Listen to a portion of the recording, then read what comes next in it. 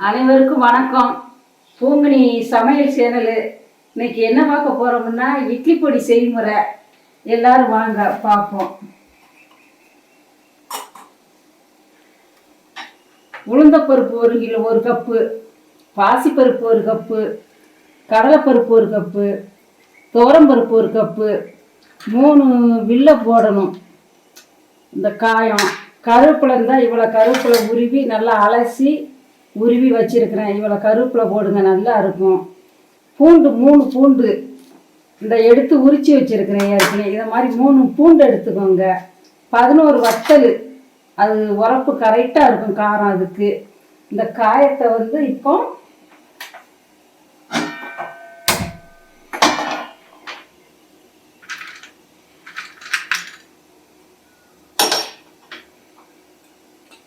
எண்ணெயெல்லாம் ரொம்ப ஊற்ற வேண்டாம். கொஞ்சமாக காயம் வறுக்கிறதுக்கு மட்டும்தான் எண்ணெய் ஊற்றுறேன். 3 வில்லை போடுங்க.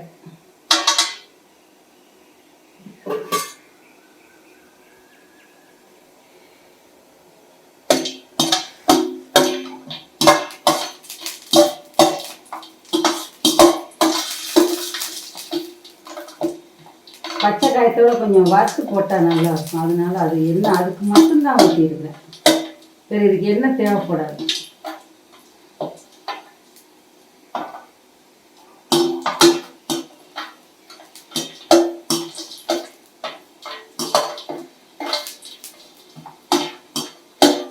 நல்லா பொரிஞ்சிட்டு இருக்கீங்களா? வெள்ளையை அவரண்டியும் எண்ணெயிலேயே கொஞ்சம் எண்ணெய் ஊற்றி அந்த காயத்துக்குன்னு எண்ணெய் இந்த வறுத்துருக்கு வருங்க.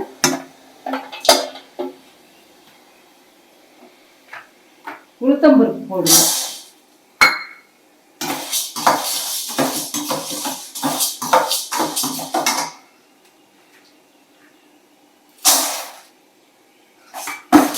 கடலைப்பருப்பு,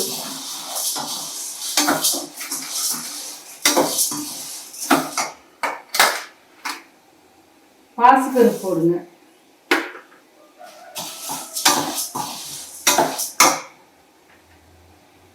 துவரம்பருப்பு எல்லாரும் சேர்த்தே வறுத்துருங்க. இதோட வத்தலும் போட்டுருங்க. 11 வத்தல் போட்டிருக்கேன். வத்தல் காரம் அது கரெக்டாக இருக்கும். ரொம்ப காரம்னாலும் எரிச்சு கிடக்கும். இதோட பூண்டும் போட்டுருங்க. பூண்டு எல்லாமே வறுவட்டும்.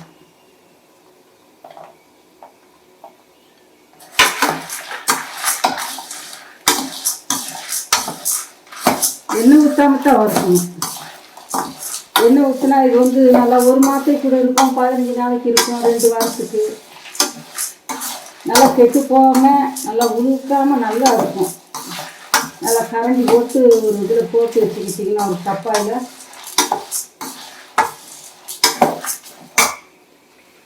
கருவேப்பிலை இவ்வளோ போடுங்க. நல்லா வாசமாக இருக்கும். தனியாக வறுத்தா கருவேப்பிலை கருவிடும். அதனால தான் அந்த பருப்பு சூட்லேயே இது நல்லா மொறுமொறுன்னு வந்துடும் எண்ணெயில் போட்ட மாதிரி.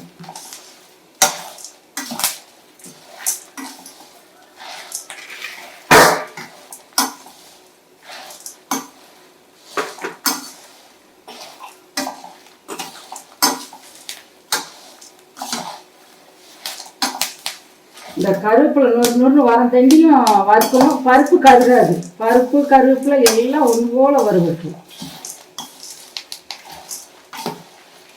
இப்படி கிண்டிக்கிட்டே இருக்கணும், இல்லாட்டி பருப்பு அது அடி பிடிச்சிடும்.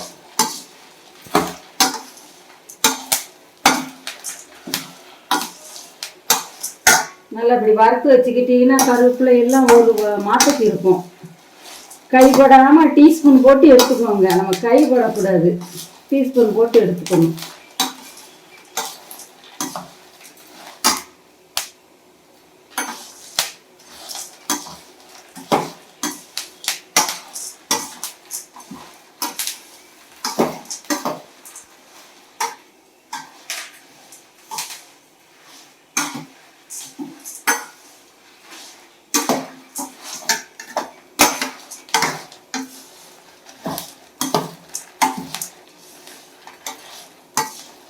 இதுக்கு தேவையான அளவு உப்பு இப்பவுமே போட்டுக்கலாம். உப்புலாம் வறுத்து போட்டுடலாம்.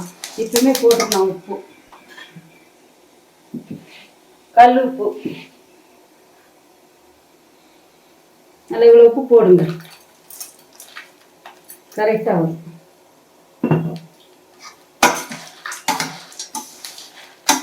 உப்பு வறுத்துடலாம்.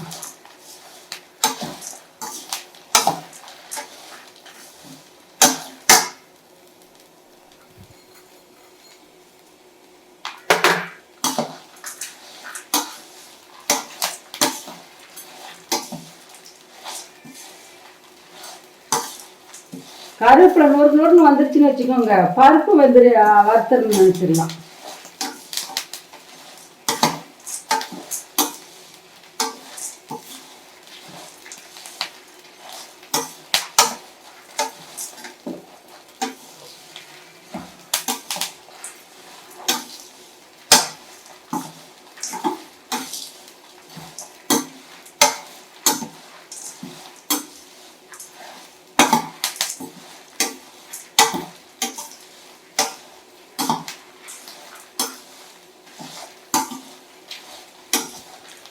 இந்த கருவேப்பிலை போடுறதுனால பருப்பு அடிப்பிடிக்காது.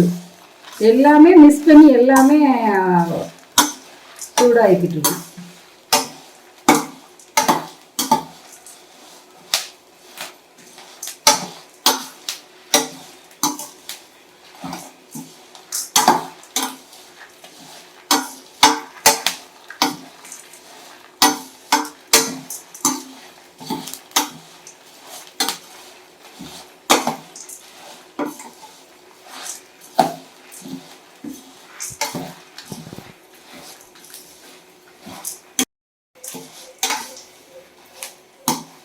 இப்படி நம்ம போட்டதுலேருந்து இப்படி கிண்டிக்கிட்டே இருக்கணும், அப்போ தான் கருகாது. இல்லாட்டி பருப்பு வந்து அடிப்பிடிச்சிடும்.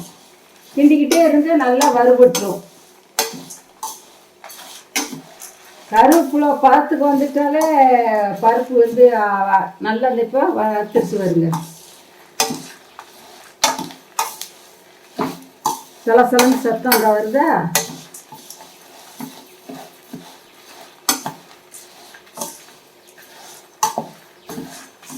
சிறுபருப்பு தான் வேகும், அதனால் அதைத்தான் 2-3 பருப்பையும் போட்டுட்டு 2வது சிறுபருப்பு போடுங்க. அது ஏன்னா சிறுபருப்பு வந்து கொஞ்சம் மெல்லுசாக இருக்கும்.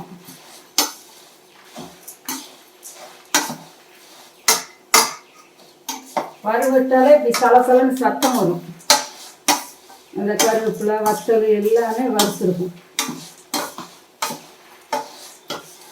மணக்கம் வறுவட்டா. பருப்பு வாசம் வந்துட்டாலே என்ன பொருளுமே மணந்துருச்சுன்னா பார்க்க கூட தேவையில்லை. சாப்பாடே அப்படித்தான், வாசம் வந்துட்டாலே சாப்பாடு வெந்துருச்சுன்னு நினைச்சிக்கலாம்.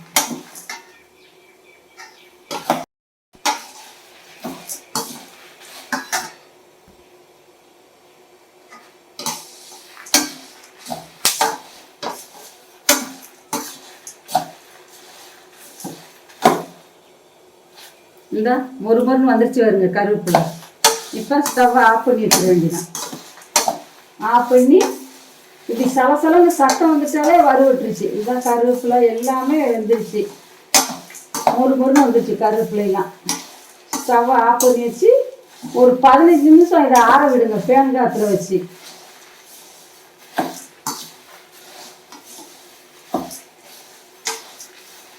பார்த்தீங்களா, சத்தம் கேட்க அப்படி சலசலன்னு வந்துடணும். இந்த வறுவட்டுச்சு வருங்க, பொன்னரன்னு வறுத்துருக்கோம் பாருங்க. இந்த பருவத்தில் இறக்கணும். பார்த்தீங்களா, இல்லாட்டி ரொம்ப வறுவடாமல் இருந்தால் நல்லா இருக்காது. கருக்காமல் எல்லா பருப்பும் ஒன்று போல் இருக்கணும். இப்படி கிண்டி விட்டுட்டே இருந்தால் தான் இந்த பருவத்துக்கு வரும், இப்படி வரும். இல்லாட்டி கிண்டாமல் இருந்தோம்னா ஒரு கருவேப்பிலை பிடிச்சிருவோம், பருப்பு பிடிச்சிருவோம், பருப்பு நல்லா இருக்காது பொடி. ஒன்று போல் இப்படி கிண்டுனீங்கன்னா நல்லா வாசமாக இருக்கும், கருக்காது. இல்லாட்டி ஒரு மாதிரி புகை வாடை வந்துடும். எல்லாம் எடுத்து வச்சுக்கிட்டு அடுப்பு பற்றாச்சு வருங்க. சலசலன்னு சத்தம் வந்துச்சா நான் ஸ்டவ் ஆஃப் பண்ணிடுவோம். ஒரு 15 நிமிஷம் ஆகட்டும்.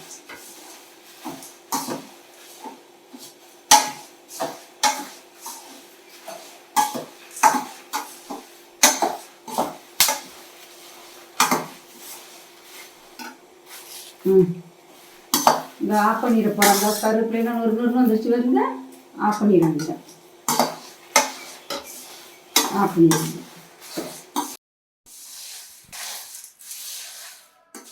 இந்த வறுத்தெடுத்த இட்லி பொடி நல்லா ஆறிடுச்சு வருங்க. பயிரெல்லாம் எல்லாமே ஆறிடுச்சு வருங்க. எல்லாம் நல்லா வறுபட்டுச்சா இதை நம்ம அரைச்சி எடுத்துக்க வேண்டியது. மிக்ஸியில் அள்ளி போட்டு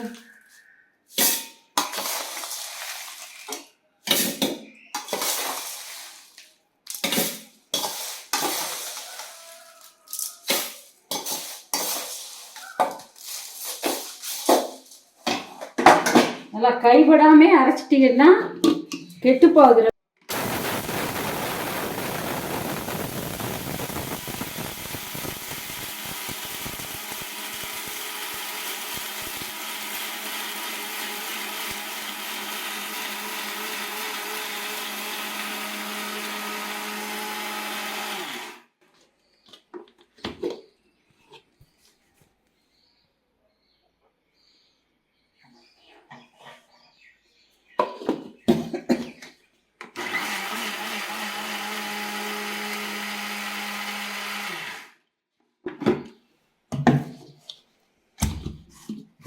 இந்த பருவத்தில் அரைச்சி எடுத்துக்கணும்.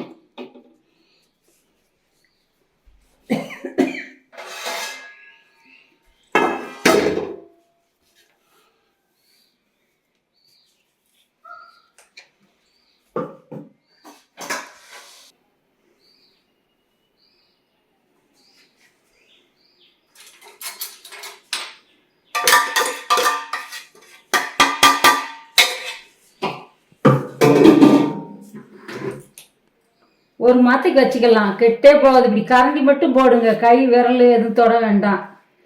ஒரு மாத்திக்கு வச்சுக்கலாம். கரண்டி போட்டு ஒரு பாத்திரத்தில் அள்ளி வச்சுக்கோங்க. சூப்பரான இட்லி பொடி வாசமாக கமகமன்னு பருப்பு வகையெல்லாம் சேர்த்துருக்குது. நல்ல சத்தானது. பிள்ளைகளுக்கு நல்லா நெய் ஊற்றி கொடுக்கலாம். இட்லி வச்சு தோசை கொடுக்கலாம். சாப்பாட்டுக்கே நல்லா நெய் ஊற்றி நல்லா சூடாக சாதம் வடித்து சாதத்தில் போட்டு சாப்பிட்லாம். நீ குழம்பு இல்லையா இந்த பொடி எடுத்து போட்டு நல்லா நெய் இல்லாட்டி நல்லெண்ணெய் ஏதாச்சும் ஒன்று ஊற்றி சூப்பராக இருக்குங்க. நல்லா இருக்கும், சாப்பிட்லாம். அதனால எல்லா பருப்பு வகையும் கலந்து அரைச்சிருக்குது. சுவையான இட்லி பொடி சாப்பாட்டுக்கும் கலந்து சாப்பிடுங்க. இந்த வீடியோ பார்த்த அனைவருக்கும் நன்றி.